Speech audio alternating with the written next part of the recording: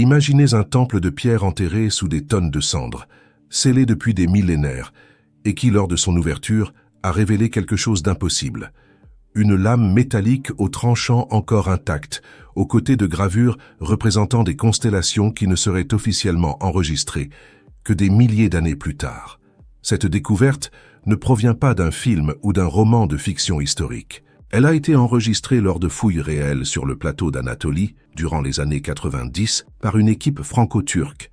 Et le détail le plus perturbant ne réside pas dans les objets eux-mêmes, mais dans ce qu'ils représentent. Une intelligence ancienne qui ne s'inscrit pas dans la chronologie acceptée. Comment expliquer la présence de connaissances astronomiques et d'une maîtrise de la métallurgie de précision dans des cultures qui, selon le récit officiel, maîtrisaient à peine la céramique?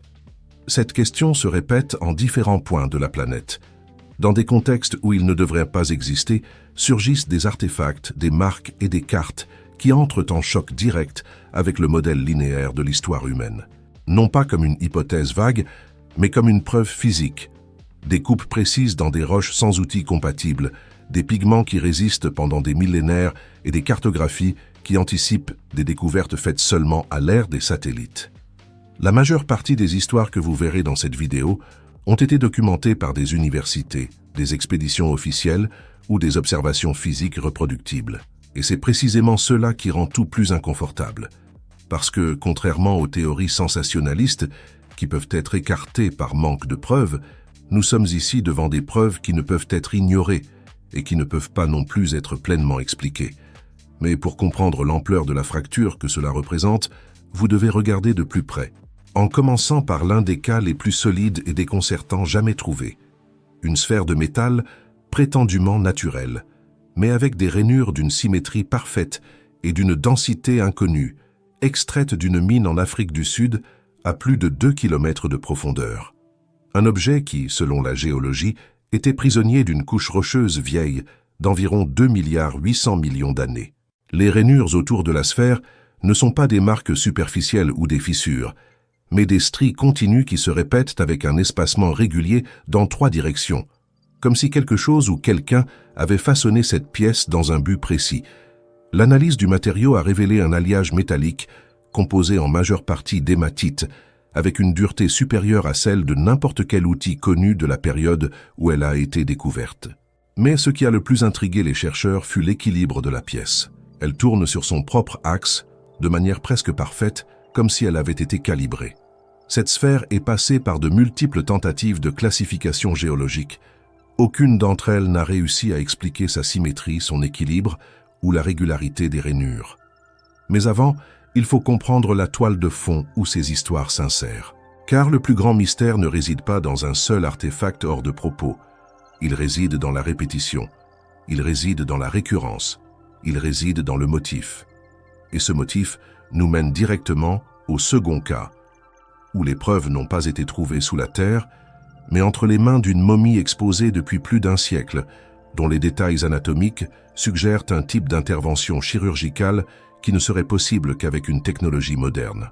La momie en question n'est pas une parmi des milliers. Elle a été découverte dans le temple de Dendera, en Égypte, en 1859, et conservée pendant des décennies dans les collections du Musée des Antiquités de Paris, avant d'attirer l'attention de chercheurs légistes. Ce qui a causé la stupéfaction n'était pas sa préservation, mais ce qu'il y avait à l'intérieur d'elle, une prothèse interne, faite d'un tube de cuivre articulé, reliant une partie du fémur à la hanche, exactement à l'endroit où se trouvent les signes d'une ancienne fracture. La pièce, qui au premier abord semblait faire partie de l'embaumement, a été examinée par tomographie et résonance magnétique en 1998 et s'est révélée fonctionnelle, anatomique et étonnamment moderne. Aucun autre artefact de la période ne présente quelque chose de semblable. Et le plus déconcertant, l'alliage métallique utilisé dans la prothèse a une composition proche de celles utilisées pour les implants médicaux du XXe siècle. La pièce a été ultérieurement retirée et est aujourd'hui à l'étude à l'université de Heidelberg, où des spécialistes en bio-ingénierie continuent de débattre de son origine. Le problème ne réside pas seulement dans l'objet, mais dans le contexte où il surgit. Même en admettant une certaine connaissance rudimentaire des prothèses, cette pièce va au-delà du symbolique. Elle fonctionne comme un support interne, quelque chose d'incompatible avec la médecine attribuée à cette période. Car même si nous admettons que les Égyptiens avaient une certaine maîtrise rudimentaire des prothèses, ce que certains textes suggèrent en termes esthétiques, cette pièce va au-delà. Elle fonctionne. Elle est un objet médical de support interne, et ce que cela implique est dangereux pour le paradigme actuel. La possibilité d'une médecine fonctionnelle, et pas seulement rituelle, bien avant ce que l'on considère comme possible. Vous verrez tout à l'heure comment ce cas se connecte à d'autres indices d'anatomie avancée dans le monde antique, incluant des incisions précises dans des crânes sud-américains et un étrange manuel médical sumérien qui décrit avec précision les structures internes du cerveau. Mais avant, il convient de regarder un troisième point qui élargit encore le champ du doute, les fameuses lignes de Nazca. On parle beaucoup du mystère des figures sur le sol péruvien, mais il y a une partie de l'énigme qui reçoit rarement de l'attention, la présence de signaux géométriques continus, avec des angles allant jusqu'à 90 degrés, qui parcourent des collines et s'étendent sur des dizaines de kilomètres sans perdre l'alignement. Un groupe d'ingénieurs de l'Université de Tokyo a réalisé, entre 2004 et 2006, un relevé détaillé de la topographie de la région, croisant des données satellites et des balayages laser.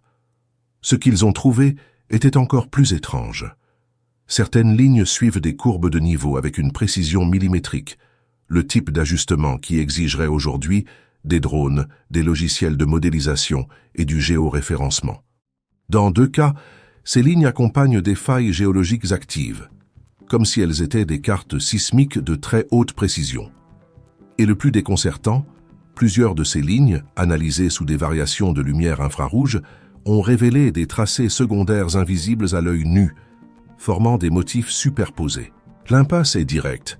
Sans instruments optiques, sans vol et sans registre de technologie équivalente, comment cette culture a-t-elle réussi à exécuter des tracés qui exigent une précision topographique à l'échelle continentale? L'explication conventionnelle recourt aux piquets et aux cordes, mais les tests expérimentaux n'ont jamais réussi à reproduire la précision, l'échelle ou l'uniformité observées sur les lignes originales. De plus, aucune des copies expérimentales n'a atteint l'uniformité des originaux. Tout à l'heure, vous verrez ce qui s'est exactement passé lorsqu'un pilote de la force aérienne péruvienne, lors d'un vol de reconnaissance en 2016, a capté par accident un motif encore non répertorié qui semble indiquer un réseau de communication visuelle entre les plateaux. Et cela nous mène vers un territoire encore plus délicat, car dans le cas suivant, il ne s'agit pas d'un artefact ou d'une figure, mais d'une ville entière trouvée sous les eaux. Un ensemble urbain qui ne devrait pas exister là où il a été trouvé. La découverte a eu lieu en 2002, au large de la côte occidentale de l'Inde, dans la région du golfe de Khambhat.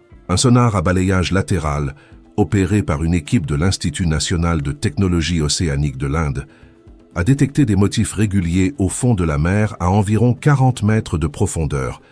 Initialement, les opérateurs ont imaginé qu'il s'agissait de formations rocheuses naturelles, mais les images montraient des alignements rectilignes, des intersections orthogonales, et même des structures circulaires qui formaient un tracé urbain sans équivoque, des rues, des pâtés de maisons, et ce qui semblait être une zone centrale avec des colonnes submergées. La taille totale de la formation était surprenante, plus de 9 km d'extension. Les premiers échantillons prélevés au fond marin incluaient des céramiques, des fragments d'os et une pièce de bois fossilisée qui, soumise à la datation par carbone 14, a présenté un âge estimé à 9500 ans.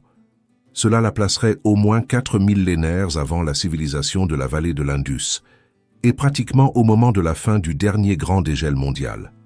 Mais le plus déconcertant est devenu après. Les chercheurs ont identifié des restes de construction avec des pierres taillées et des emboîtements, quelque chose d'incompatible avec les technologies connues pour cette période. L'hypothèse officielle s'est rapidement divisée entre ceux qui affirmaient qu'il s'agissait de formations naturelles, coïncidant avec des établissements plus récents, et ceux qui soutenaient qu'il y avait là, en fait, une civilisation perdue, submergée par un événement catastrophique.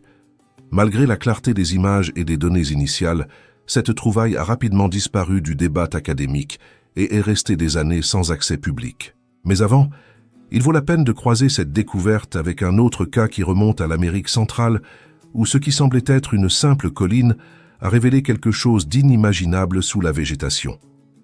En 1976, dans la province mexicaine du Chiapas, une expédition topographique a détecté une élévation symétrique en forme de pyramide, partiellement couverte par la forêt. Pendant des années, elle fut répertoriée uniquement comme un accident géographique, jusqu'à ce que, en 2011, une équipe dirigée par l'archéologue Dr. Stephen T. Tollefson commence des fouilles plus profondes.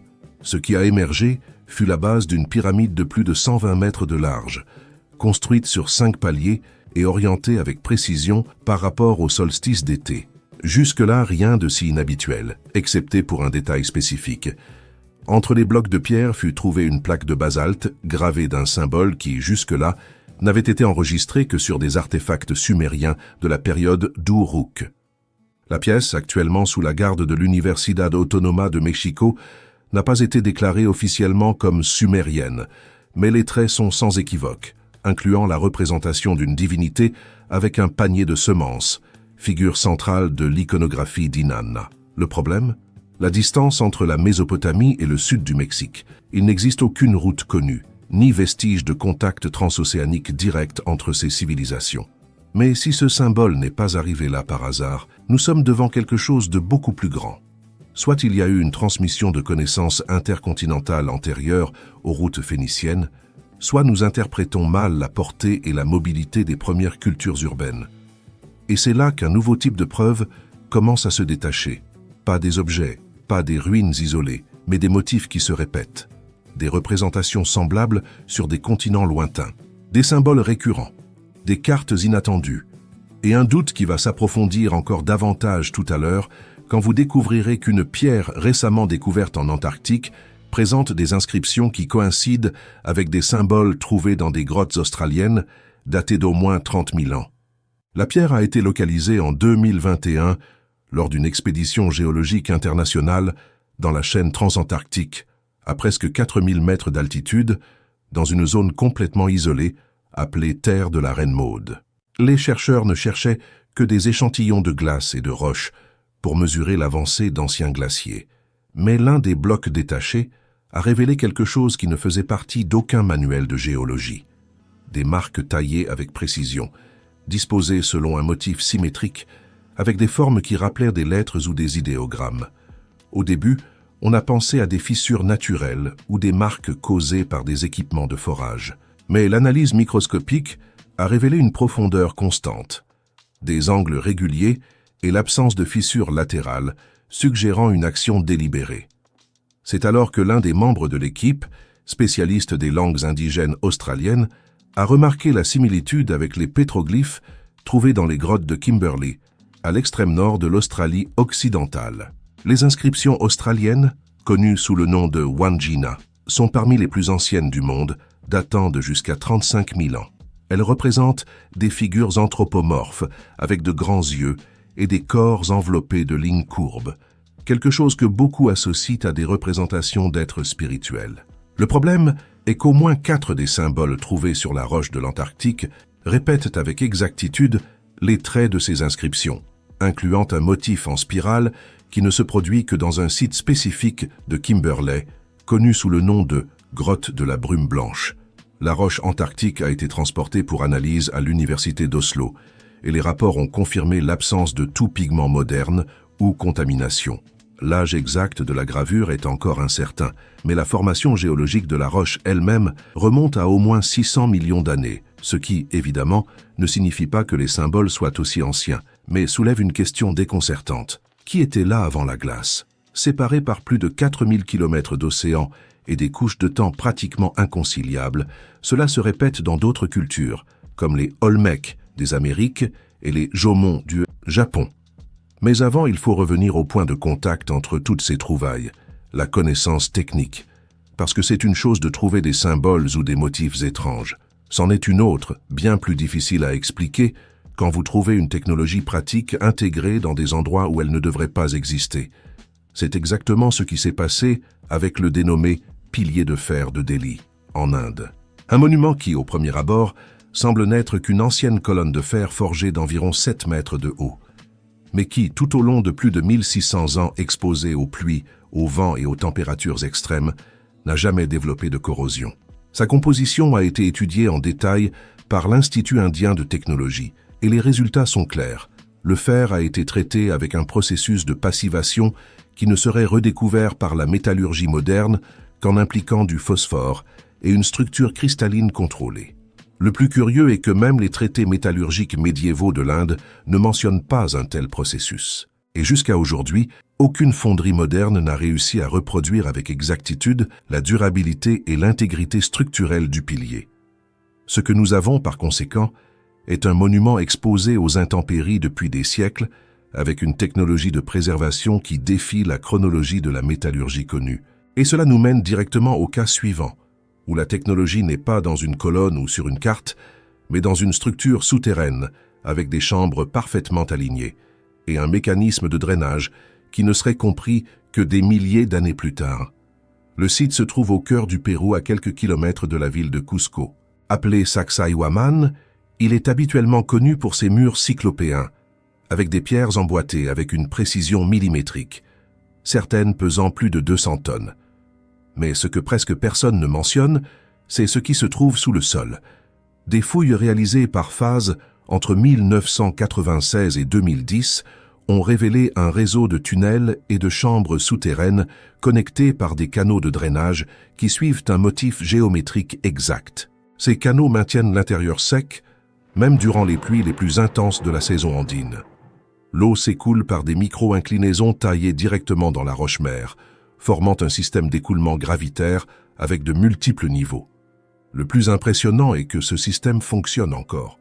En 2008, lors d'une inspection faite après un tremblement de terre de faible magnitude, les ingénieurs ont constaté qu'aucune des galeries souterraines n'avait été affectée.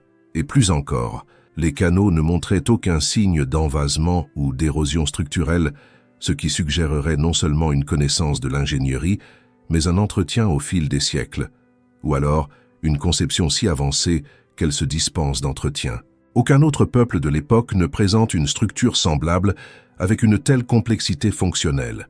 Interrogés, les archéologues locaux attribuent généralement la construction aux Incas, mais ni les chroniques espagnoles, ni les propres registres que nous avons de cette civilisation n'expliquent comment les pierres ont été coupées et emboîtées avec tant de précision, et encore moins comment les tunnels souterrains ont été perforés sans causer d'effondrement. Ce cas se connecte directement à un épisode encore plus perturbateur.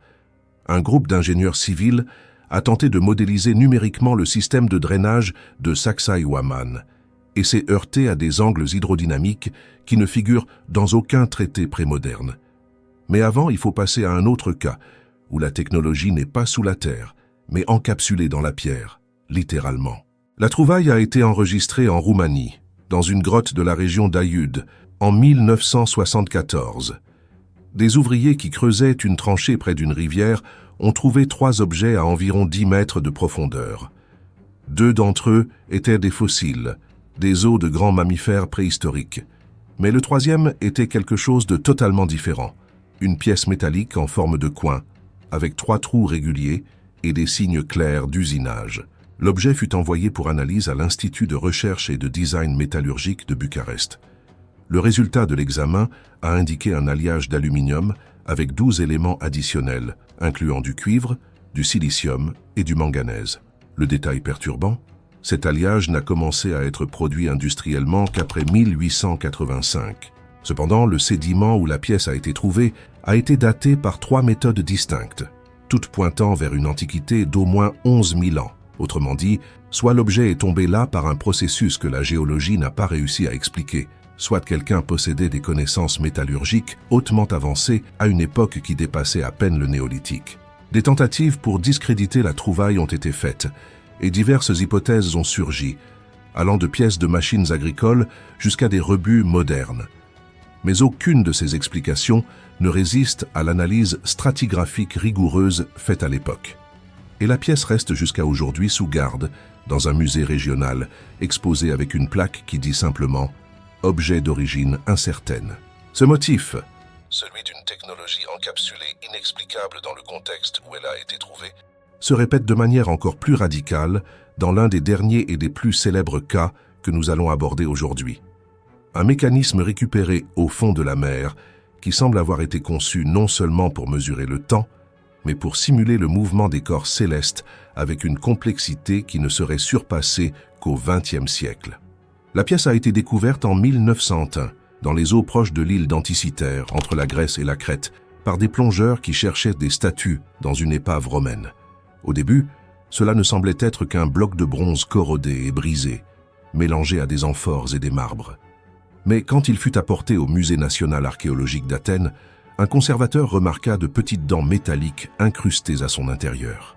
Pendant des décennies, l'objet fut ignoré, jusqu'à ce que, en 1959, le scientifique britannique Derek de Solla Price commence une analyse approfondie de la pièce.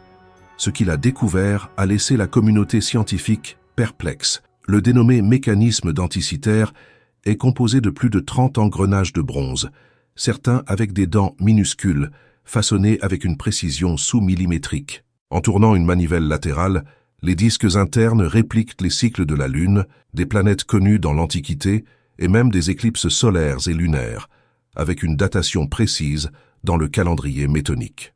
Des analyses par tomographie informatisée, réalisées entre 2006 et 2008, ont révélé des inscriptions qui fonctionnent comme des instructions d'utilisation, indiquant des événements astronomiques passés et futurs avec une anticipation impossible pour l'époque. Selon les calculs, le mécanisme était capable de prédire la position du Soleil et de la Lune avec une marge d'erreur inférieure à 1 degré d'arc. La datation du naufrage par la céramique et les monnaies indique que le navire a coulé vers 80 avant Jésus-Christ. Cela place le mécanisme plus de 1400 ans avant l'apparition des premières horloges astronomiques européennes. Et encore plus perturbant, aucune autre machine semblable n'a été trouvée. Rien dans les ateliers de la Rome antique, rien en Grèce classique, rien dans l'Égypte hellénistique. C'est comme si le mécanisme d'Anticythère était surgi de nulle part, un pic de complexité sans précédent ni succession. Jusqu'ici, tout pointe vers une question que l'archéologie évite de formuler de manière explicite. Et si le passé n'était pas une ligne droite, mais une série de cycles interrompus par des effondrements et des oublis? Et si nous n'étions pas en train d'avancer continuellement, mais seulement de reconstruire les ruines de quelque chose qui fut déjà plus avancé que nous ne le pensons? Tout à l'heure, vous comprendrez comment ce motif, l'apparition soudaine de connaissances techniques en des points isolés de l'histoire, peut être lié à des événements cycliques d'effondrement et de reconstruction. Mais avant, il y a un dernier point à explorer. Et si ces bonds de connaissances n'étaient pas seulement des anomalies isolées? Et s'ils formaient un motif global, entrelacé par un réseau de symboles, de cartes et d'artefacts que nous n'avons pas encore réussi à déchiffrer complètement? Cette question nous mène directement à l'objet le plus controversé de la collection de cartes anciennes, la dénommée carte de Piri Reis. Créée en 1513 par un amiral ottoman, elle ne devrait rien avoir de spécial, jusqu'à ce qu'elle soit redécouverte en 1929 dans un rouleau de parchemin dans les archives du palais de Topkapi à Istanbul. La carte montre avec une précision remarquable la côte de l'Amérique du Sud et le contour de l'Antarctique sans glace. Ce qui serait déjà étrange, mais devient encore plus difficile à expliquer quand on observe que les proportions et les latitudes des continents sont corrigées selon la courbure terrestre. Autrement dit, ce n'est pas seulement un dessin rudimentaire, c'est un produit cartographique basé sur une projection sphérique, quelque chose qui, officiellement, ne serait compris que des siècles plus tard. Selon les notes de Piri Reis lui-même, la carte a été faite sur la base de 20 sources différentes, incluant des documents grecs anciens et une carte d'origine incertaine venue des Indes occidentales. La partie la plus détaillée de la carte correspond exactement aux régions de la Terre qui ne seraient mesurées avec précision qu'après les vols aériens du XXe siècle. En 2007, un groupe de cartographes et de géophysiciens de l'Institut de recherche polaire de Norvège a refait la superposition numérique entre la carte de Piri Reis et des images radar à pénétration de sol de l'Antarctique. L'ajustement a été impressionnant, révélant des traits géologiques qui sont aujourd'hui sous des kilomètres de glace. Comment Piri Reis a-t-il eu accès à ces informations? Lui-même ne saurait le dire. Qu'ainsi nous arrivons au point où la somme des parties ne peut plus être ignorée. Objets, symboles, structures et cartes, tous avec une chose en commun, une connaissance technique insérée dans des contextes où elle ne devrait pas exister. Mais si ce n'est pas une coïncidence, qu'est-ce qu'exactement sommes-nous en train de voir? des cycles qui s'étendent sur des périodes si longues qu'ils ne laissent que des traces dispersées, un engrenage au fond de la mer, une inscription là où il ne devrait pas y avoir d'écriture, une carte qui défie les marées du temps. L'hypothèse conventionnelle de l'histoire linéaire se soutient bien quand les données s'emboîtent. Mais et quand elles ne s'emboîtent pas? Que faisons-nous des pièces qui ne rentrent pas dans le puzzle? Certains érudits suggèrent qu'il existe des motifs de catastrophes cycliques qui pourraient expliquer les extinctions culturelles. Des événements tels que des impacts cosmiques, des éruptions volcaniques massives ou des changements abrupts du climat auraient le pouvoir d'effacer des civilisations entières, ne laissant derrière elles que des vestiges isolés. Une hypothèse qui gagne en force est celle de l'impact cosmique survenu il y a environ 12 800 ans, à la fin de la période du Dryas récent, quand des fragments de comètes auraient frappé diverses régions de la Terre, provoquant des incendies mondiaux et l'extinction de la mégafaune. Cette théorie a gagné du terrain avec les analyses de nanoparticules de platine et de microsphérules trouvées dans des sites archéologiques en Amérique du Nord, en Europe et même au Moyen-Orient. Et le plus intrigant, plusieurs de ces régions présentent des preuves d'occupation humaine avancée antérieure au cataclysme et un hiatus abrupt juste après. Si ces civilisations ont été effacées par des événements extrêmes, cela expliquerait pourquoi nous ne voyons pas de continuité entre les trouvailles anomales et les cultures postérieures. Mais cela soulève une autre question. Si la connaissance a été perdue, comment une partie d'elle réapparaît-elle dans des lieux déconnectés, avec des niveaux de sophistication équivalents? Et c'est ici que les hypothèses se divisent. Une branche suggère qu'il y a eu des survivants, des gardiens de cette connaissance, qui ont dispersé des fragments de ce qu'ils savaient en migrant vers des régions sûres. Cela expliquerait les similitudes entre les monuments mégalithiques, les mythologies récurrentes et les motifs astronomiques répliqués dans des cultures lointaines. Une autre possibilité, encore plus provocante, est que ces civilisations n'étaient pas isolées dans l'espace, mais dans le temps. Tout à l'heure, vous verrez comment certains chercheurs indépendants tentent de reconstruire ce supposé cycle de civilisations antérieures à ce que nous appelons l'histoire enregistrée, en utilisant une combinaison d'archéoastronomie, d'analyse isotopique et d'intelligence artificielle pour cartographier les anomalies chronologiques. Mais avant, il faut aborder un dernier point essentiel. Que se passe-t-il quand nous, avec toute notre technologie moderne, trouvons quelque chose que nous reconnaissons, mais que nous ne comprenons pas? C'est exactement ce qui est arrivé avec une statue découverte dans les ruines de Göbekli Tepe, en Turquie. Exhumée en 2023, elle représente un être humain dans une posture rigide, les mains croisées sur l'abdomen et le visage sans expression. L'étrange n'est pas le style, c'est la symétrie. La pièce a été taillée dans le calcaire avec une précision si raffinée que des ingénieurs spécialisés en numérisation tridimensionnelle, appelés pour analyser la pièce, n'ont pu trouver de défaut dans la courbure du visage. Selon eux, il ne serait possible de reproduire cette symétrie qu'avec des fraiseuses informatisées de dernière génération. Mais elle était là, au milieu du désert, enterrée depuis plus de 11 000 ans. Cette sculpture n'impressionne pas seulement par l'esthétique, elle défie toute explication technique connue, et elle nous oblige à considérer que, peut-être, le passé a été beaucoup plus avancé et beaucoup plus perdu que ce que nous sommes prêts à accepter.